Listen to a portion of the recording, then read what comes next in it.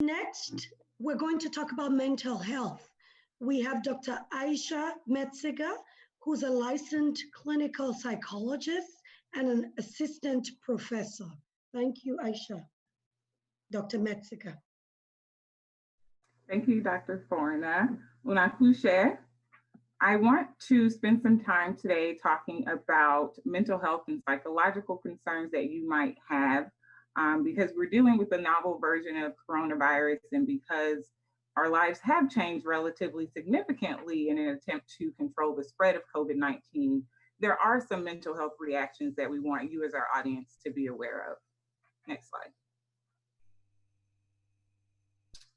It's common to experience stress or a change to your thoughts, your feelings, and your behaviors as we are all adjusting to living and trying to thrive in these very uncertain times. So in general, you might experience fear and worry about your own health or the health of your loved ones. We want you to be on the lookout for some specific changes that, if they do prevent you from carrying out your daily responsibilities and normal functioning, might let you know that you need to seek professional help and support. So first, we want you to be aware of emotional changes. So these might be feeling socially isolated, feeling guilty, feeling numb, even feeling hopeless or helpless or angry, even feeling frustrated about just being cooped up in the house or not really knowing what's going on with coronavirus and the status of the world right now. We also want you to be on the lookout for behavioral changes. So if you notice any changes that are significant, so that might be changes to your sleep pattern, changes to your appetite, your energy levels, your activity levels, or even your concentration as you're trying to work from home or go to school from home as well. So last, we want you to seek help for any physical reactions that you might experience. So rapid heartbeat if you're experiencing that, if you're having panic attacks or body pains, stomach problems, headaches, or skin rashes. These are all physical reactions that people might experience on a smaller scale, but if you are experiencing any of these stress or worries or physical or behavioral symptoms to a degree that's getting in the way of your daily life or causing you not to be able to take care of yourself, or again, this is when you would want to seek out professional help. Next slide. So in terms of taking care of others, a lot of our audience might be parents or caretakers of children. So we do want you to be on the lookout for some child-specific reactions or just signs that your kiddos might have problems adjusting or might need some outside help as well. So that might be excessive crying or irritation in young children. So if they're just in general more fussy or irritable than normal. Also, any problematic behaviors or social conflicts. So if they are arguing more with their friends, with their siblings, even with you, that's something that you might want to be on the lookout for, just as a reaction to how everything is changing and how they are adjusting to life right now. So also be on the lookout for poor school performance or avoiding online school. A lot of us are out of school right now, but if that's something that you're noticing, your kiddos not wanting to sit in front of the computer, right? That might be something that you could have your kiddos teacher call them for a one-on-one session, for example. Again, in children specifically, we do want to be certain to look out for physical reactions. They might be more noticeable. Kids may be able to express those reactions more. So if they're saying, oh, my tummy hurts a lot more than normal, if they're having more headaches, for example. And for all of these concerns, this is something that currently you could contact your pediatrician for. A lot of doctors' offices are doing e-visits, so that's an option that you as parents have. If not, we're going to give some reactions here at the end for seeking mental health treatment as necessary, and just getting access to professionals who can provide cognitive behavioral strategies as well as medicinal help if necessary. Next slide. So outside of seeking professional help, there are things that we can do ourselves as individuals and as a family to help us cope with the stress that we're experiencing right now in terms of coronavirus. So some things that you can do cognitively. you just want to take breaks from watching, reading, or listening to news stories that include media. Um, you can also clear your mind by meditating. You can practice mindfulness. You can pray. You can listen to music, journal, anything that you're used to doing that helps you unplug and really relax your mind is helpful. Behaviorally, it is good to try to keep up with your normal routines, not to put too much pressure on yourself or your children. Again, you should be taking time to unwind physically. We have noted here on the screen that you can take deep breaths, so practice deep breathing slowly in order to calm your body down as well. Also, be sure to exercise regularly, get adequate sleep, avoid alcohol and drugs or other coping mechanisms that might be maladaptive and get in the way of your normal functioning as well. Behaviorally, you should also eat healthy, well balanced meals, make sure you're drinking plenty of water, and just taking care of yourself physically. So, socially, we do know that things right now, right? We're living in a time of social distancing.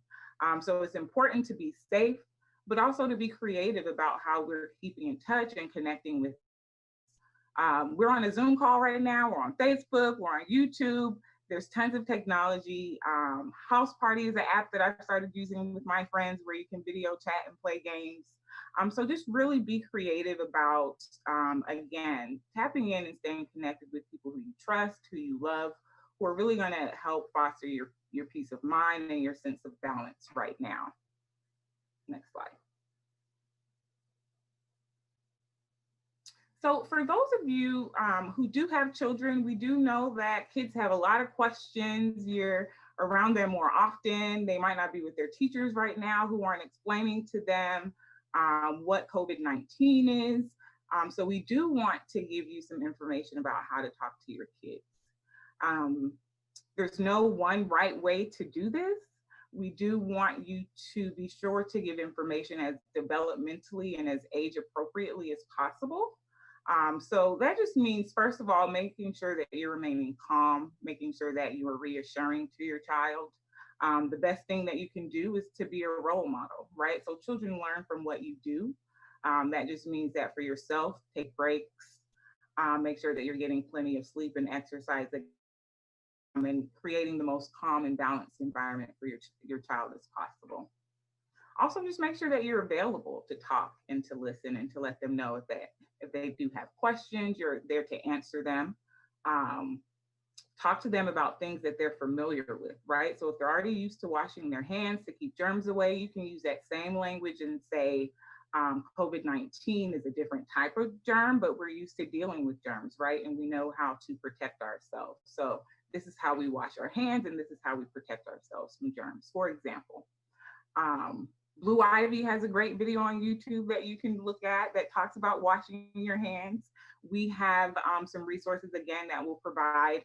YouTube has some Creole videos that you can share with your kiddos. Braspida, begin tongue chief, right? So you can look up these videos. They're called Education and Sensitization on COVID-19 on YouTube. But again, just make sure that you are talking to your child in a way that's developmentally appropriate. Avoid language that blames or stigmatizes others.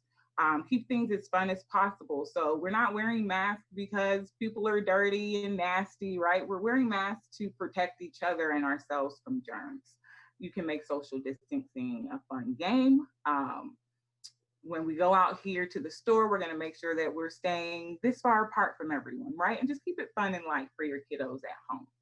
And again, provide honest and accurate information. So no matter how tempting that WhatsApp video is to share, it might not be the best thing to be sending to your kids right now. They are already oversaturated with information. Next slide.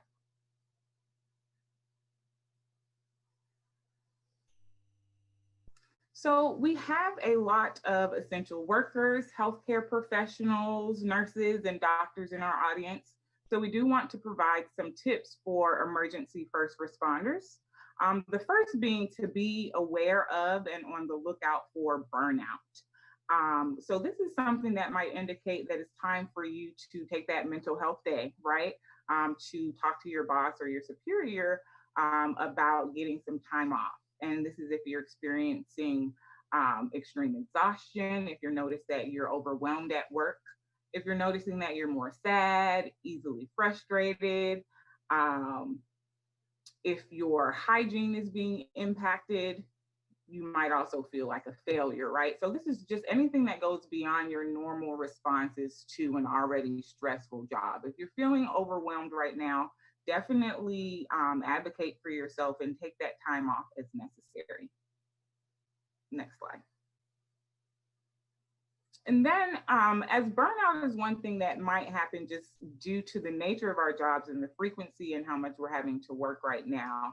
I do want to mention that for those of you who are experiencing stress or experiencing possibly traumatic experiences, whether that's vicariously or directly with different patients that you're working with, you should be on the lookout for secondary traumatic stress. So this is something that might be excessive fear or worry. If you notice or someone else tells you that you're more jumpy or easily startled, if you're having physical signs of stress, so you might notice that you come home from work and you're still really worked up, right? Your heart rate is still up.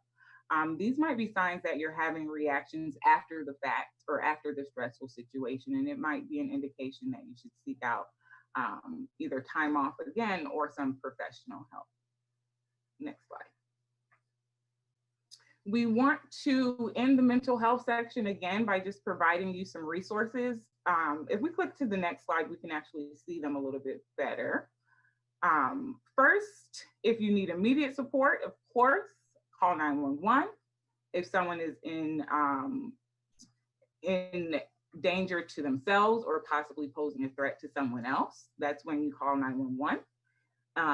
If you need to use a crisis text line, if you can't talk, the number is there for you as well. SAMHSA is an amazing resources for mental health support. They have a toll-free line that you can see on the screen here for English and Spanish, as well as one that you can text. And then if you're not experiencing a direct emergency and you just want general treatment referral information, you can call 1-800-662-HELP to receive that information both in English and in Spanish.